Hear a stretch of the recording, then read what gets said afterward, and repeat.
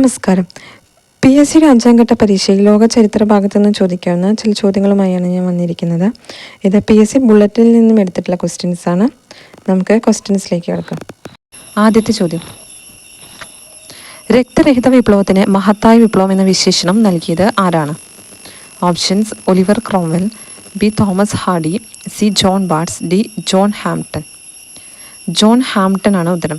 രക്തരഹിത വിപ്ലവത്തിന് മഹത്തായ വിപ്ലവം എന്ന വിശേഷണം നൽകിയത് ജോൺ ഹാംപ്ടൺ ആണ്. അടുത്ത ചോദ്യം, സരട്ടോഗ യുദ്ധങ്ങൾ ഏത് വിപ്ലവവുമായി ബന്ധപ്പെട്ടിരിക്കുന്നു? A ചൈനീസ് വിപ്ലവം, B അമേരിക്കൻ വിപ്ലവം, C റഷ്യൻ വിപ്ലവം, D മുല്ലപ്പൂ വിപ്ലവം. B American വിപ്ലവമാണ്. സരട്ടോഗ യുദ്ധങ്ങൾ അമേരിക്കൻ വിപ്ലവവുമായാണ് ബന്ധപ്പെട്ടിരിക്കുന്നത്. അടുത്ത ചോദ്യം, ചുവടെ കൊടുത്തിട്ടുള്ളവയിൽ ഫ്രഞ്ച് വിപ്ലവവുമായി ബന്ധമില്ലാത്തത് ഏതാണ്? A estate general, B guillotine, C ടെന്നീസ്കോട്ട് പ്രതിജ്ഞ, D ലെക്സിംഗ്ടൺ കോൺകോർഡ് യുദ്ധങ്ങൾ. ഫ്രഞ്ച് വിപ്ലവത്തെക്കുറിച്ച് പഠിച്ചവർക്ക് എല്ലാവർക്കും ഉത്തരം അറിയുമായിരിക്കും അല്ലേ? എസ്റ്റേറ്റ് ജനറൽ, ഗില്ലറ്റിൻ, ടെന്നീസ്കോട്ട് പ്രതിജ്ഞ എന്നിവയെല്ലാം ഫ്രഞ്ച് വിപ്ലവവുമായി ബന്ധപ്പെട്ടതാണ്. ലെക്സിംഗ്ടൺ കോൺകോർഡ് യുദ്ധങ്ങളാണ് ഇതിൽ ഉത്തരം. ലെക്സിംഗ്ടൺ കോൺകോർഡ് യുദ്ധങ്ങൾ അമേരിക്കൻ വിപ്ലവവുമായാണ് ബന്ധപ്പെട്ടിരിക്കുന്നത്. അടുത്ത ചോദ്യം, 1930കളിൽ ജോസഫ് സ്റ്റാലിൻ്റെ നേതൃത്വത്തിൽ നടന്ന ഗ്രേറ്റ് പർജ് അഥവാ ഗ്രേറ്റ് ടെറർ ക്യാമ്പയിൻ്റെ ലക്ഷ്യം എന്തായിരുന്നു? A സാമ്പത്തിക പരിഷ്കരണം, B രാഷ്ട്രീയ അടിച്ചമർത്തൽ, C സൈനിക പ്രചാരണം, D കാർഷിക മുന്നേറ്റം. രാഷ്ട്രീയ അടിച്ചമർത്തലായിരുന്നു ലക്ഷ്യം. ജോസഫ് സ്റ്റാലിൻ്റെ നേതൃത്വത്തിൽ നടന്ന ഗ്രേറ്റ് പർജ് എന്ന ക്യാമ്പയിൻ്റെ ലക്ഷ്യം രാഷ്ട്രീയ അടിച്ചമർത്തലായിരുന്നു. അടുത്ത ചോദ്യം, ചൈനയെ അതിവേഗം വ്യാവസായികവൽക്കരിക്കാനും ആധുനികവൽക്കരിക്കാനും 1958 മാവോ സേ തുങ് ആരംഭിച്ച പ്രചാരണം അറിയപ്പെടുന്നത് എന്താണ്? Options: great leap forward, long March, May 4 പ്രസ്ഥാനം, 100 ഫ്ലവേഴ്സ് ക്യാമ്പയിൻ. ഉത്തരം ഗ്രേറ്റ് ലീപ്പ് ഫോർവേഡാണ്. ചൈനയെ അതിവേഗം വ്യവസായവൽക്കരിക്കാനും ആധുനികവൽക്കരിക്കാനും 1958 മാവോ സേ തുങ് ആരംഭിച്ച പ്രചാരണം അറിയപ്പെടുന്നത് ഗ്രേറ്റ് ലീപ്പ് ഫോർവേഡ് എന്നാണ്. നമുക്ക് ഇതുവരെ ചോദിച്ച ക്വസ്റ്റ്യൻസ് ഒന്നുകൂടി നോക്കാം.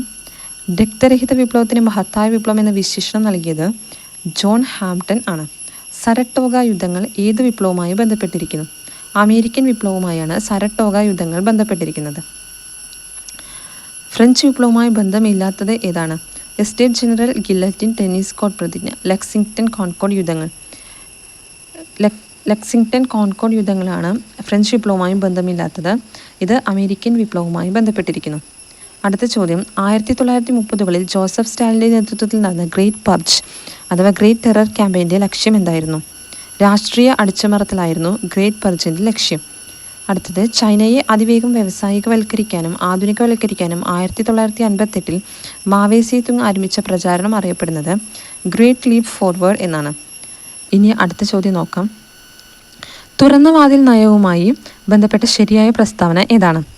A ചൈനയുമായി വ്യാപാരം നടത്തുന്ന എല്ലാ രാജ്യങ്ങൾക്കും തുല്യമായ പ്രത്യേക അവകാശങ്ങൾ സംരക്ഷിക്കാൻ ആഹ്വാനം ചെയ്തു. B 1899 1900 British state secretary John ഹേയാണ് തുറന്ന വാതിൽ നയം അവതരിപ്പിച്ചത്. C എയും ബിയും ശരിയാണ്, D B മാത്രം ശരിയാണ്.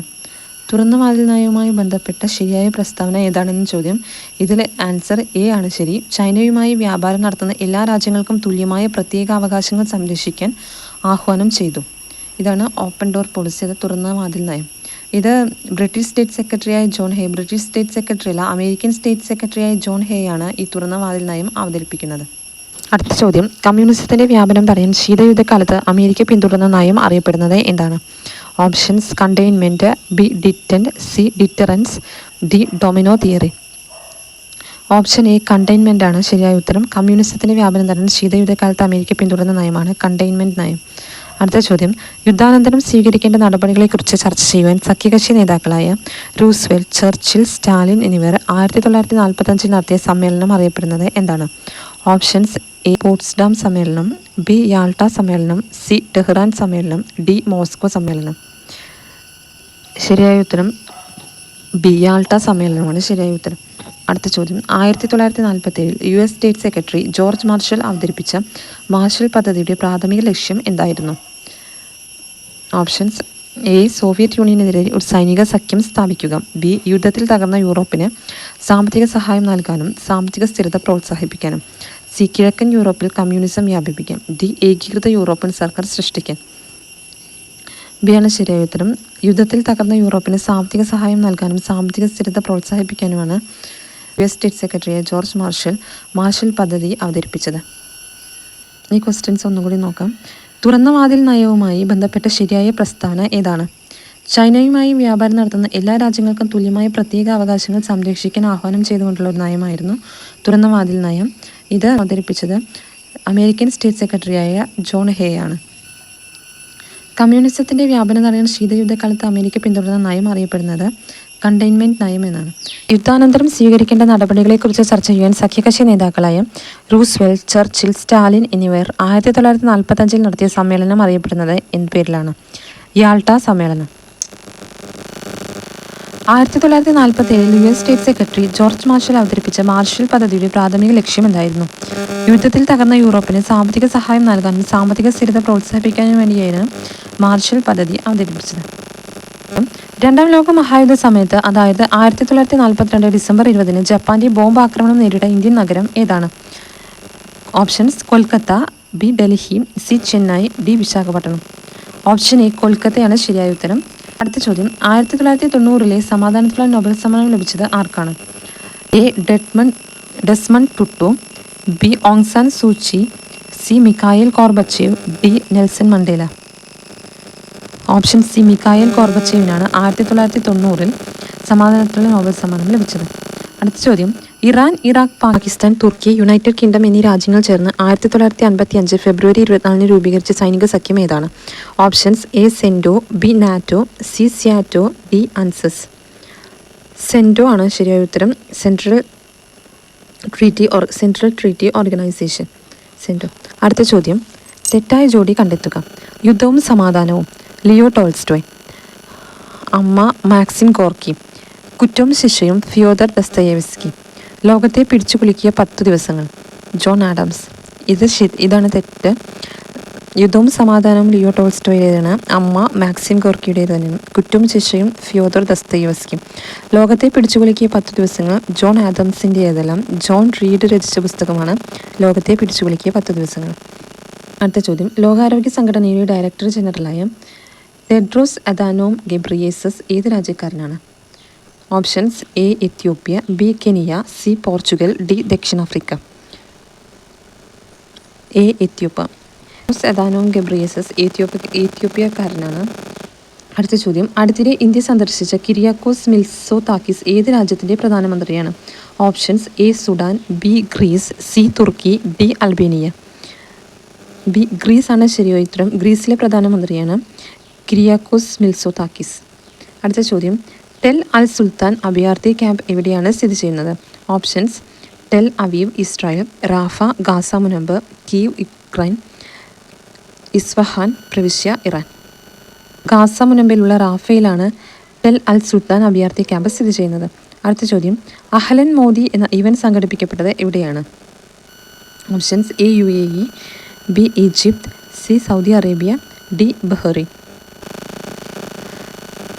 UAEയിലാണ് അഹ്ലൻ മോദി എന്ന ഇവന്റ് സംഘടിപ്പിക്കപ്പെട്ടത്. അടുത്ത ചോദ്യം: 2024 മെയ് 19-ന് ഹെലികോപ്റ്റർ അപകടത്തിൽ അന്തരിച്ച ഇബ്രാഹിം റൈസി ഏത് രാജ്യത്തിൻ്റെ പ്രസിഡന്റായിരുന്നു? Options: A Israel, B Iran, C Iraq, D Egypt.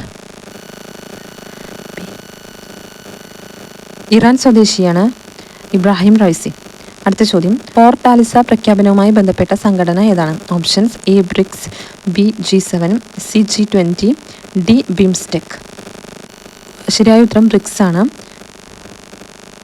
Port ആലിസ പ്രഖ്യാപനവുമായി ബന്ധപ്പെട്ട സംഘടന ബ്രിക്സ് ആണ്. അടുത്ത ചോദ്യം: ബംഗ്ലാദേശിൻ്റെ ആദ്യ വനിതാ പ്രധാനമന്ത്രി ആരാണ്?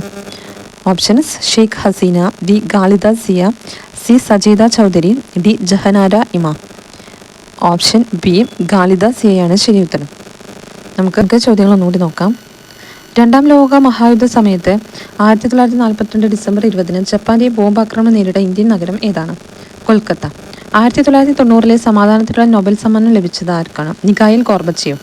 ഇറാൻ, ഇറാഖ്, പാകിസ്ഥാൻ, തുർക്കി, യുണൈറ്റഡ് കിങ്ഡം എന്നീ രാജ്യങ്ങൾ ചേർന്ന് 1955 ഫെബ്രുവരി 24-ന് രൂപീകരിച്ച സൈനിക സഖ്യം ഏതാണ്? CENTO, central Treaty organisation. തെറ്റായ ജോഡി കണ്ടെത്തുക. യുദ്ധവും സമാധാനവും ലിയോ ടോൾസ്റ്റോയിലേതാണ്. അമ്മ മാക്സിം ഗോർക്കി. കുറ്റവും ശിക്ഷയും ഫ്യോദർ ദസ്തയേവ്സ്കി. ലോകത്തെ പിടിച്ചുകുലുക്കിയ 10 ദിവസങ്ങൾ ജോൺ ആഡംസിൻ്റേതല്ല, ഇതാണ് തെറ്റ്. ലോകത്തെ പിടിച്ചുകുലുക്കിയ 10 ദിവസങ്ങൾ ജോൺ റീഡിൻ്റേതാണ്. ഈ സംഘടനയുടെ ഡയറക്ടർ ജനറലായ ടെഡ്രോസ് അദാനോം ഗെബ്രിയേസസ് ഏത് രാജ്യക്കാരനാണ്? എത്യോപ്യ. അടുത്തിടെ ഇന്ത്യ സന്ദർശിച്ച കിരിയാക്കോസ് മിത്സോതാക്കിസ് ഏത് രാജ്യത്തിൻ്റെ പ്രധാനമന്ത്രിയാണ്? ഗ്രീസ് പ്രധാനമന്ത്രിയാണ് കിരിയാക്കോസ് മിത്സോതാക്കിസ്. ടെൽ അൽ സുൽത്താൻ അഭയാർത്ഥി ക്യാമ്പ് സ്ഥിതി ചെയ്യുന്നത് എവിടെയാണ്? ഗാസ മുനമ്പിലെ റാഫയിലാണ് ടെൽ അൽ സുൽത്താൻ അഭയാർത്ഥി ക്യാമ്പ് സ്ഥിതി ചെയ്യുന്നത്. അഹ്ലൻ മോദി എന്ന ഇവന്റ് സംഘടിപ്പിക്കപ്പെട്ടത് എവിടെയാണ്? UAE. 2024 മെയ് 19 ഹെലികോപ്റ്റർ അപകടത്തിൽ അന്തരിച്ച ഇബ്രാഹിം റൈസി ഏത് രാജ്യത്തിൻ്റെ പ്രസിഡന്റായിരുന്നു? ഇറാൻ പ്രസിഡന്റായിരുന്നു ഇബ്രാഹിം റൈസി. ഫോർട്ടാലിസ പ്രഖ്യാപനവുമായി ബന്ധപ്പെട്ട സംഘടന ഏതാണ്? ബ്രിക്സ്. ബംഗ്ലാദേശിൻ്റെ ആദ്യ വനിതാ പ്രധാനമന്ത്രി ആരായിരുന്നു? ഖാലിദ സിയ. അപ്പോൾ ചോദ്യങ്ങൾ കേട്ടല്ലോ. ഇതിൽ 1-2 ക്വസ്റ്റ്യൻ എന്തായാലും ഇനി വരുന്ന എക്സാംസിന് പ്രതീക്ഷിക്കാം. അപ്പോൾ നിങ്ങൾക്ക് ഈ വീഡിയോ ഇഷ്ടമായെങ്കിൽ ലൈക്ക് ചെയ്യുക, ഷെയർ ചെയ്യുക. ഒപ്പം കൂടുതൽ വീഡിയോസിനായിട്ട് ഈ ചാനൽ ഒന്ന് സബ്സ്ക്രൈബ് ചെയ്യാനും കൂടി മറക്കരുത്. Okay, thank you.